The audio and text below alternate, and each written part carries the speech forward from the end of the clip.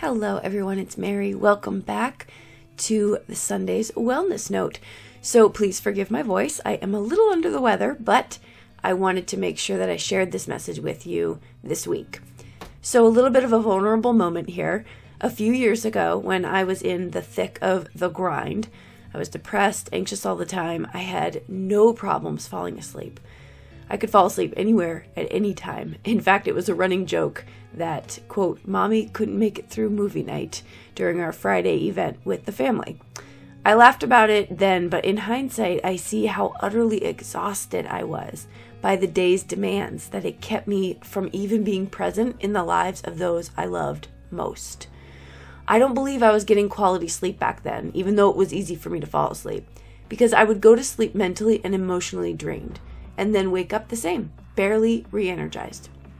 I want to insert a picture here to show you what I look like during that time of my life versus how I look today.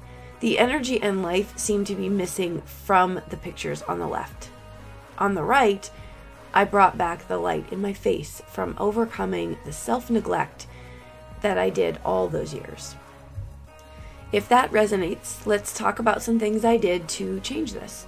Through my healing journey, one thing I've paid a bit more attention to is the quality of sleep that I'm getting. So a few things I wanted to share, simple things that I do before bed to increase the quality of my rest. First thing, I spoil myself a little bit by putting on my heating blanket when I go take a shower.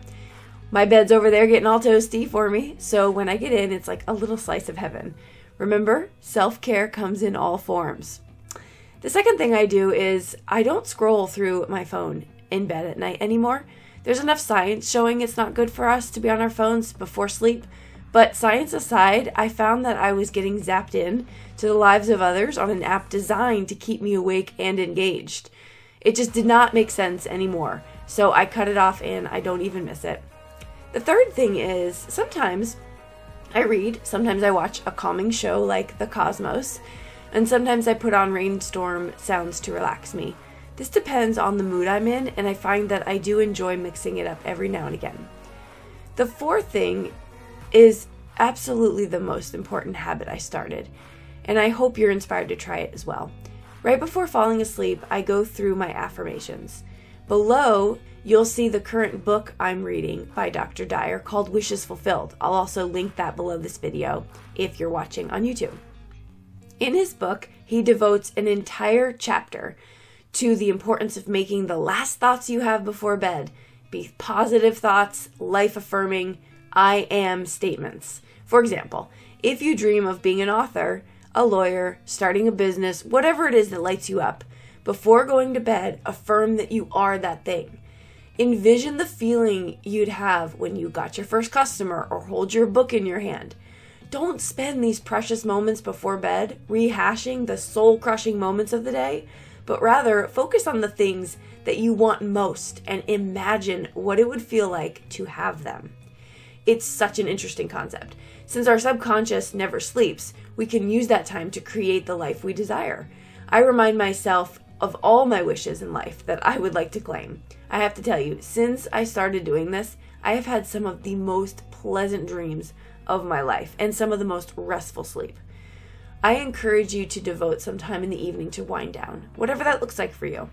Make it a practice you look forward to so that you can welcome some restful, peaceful, quality sleep.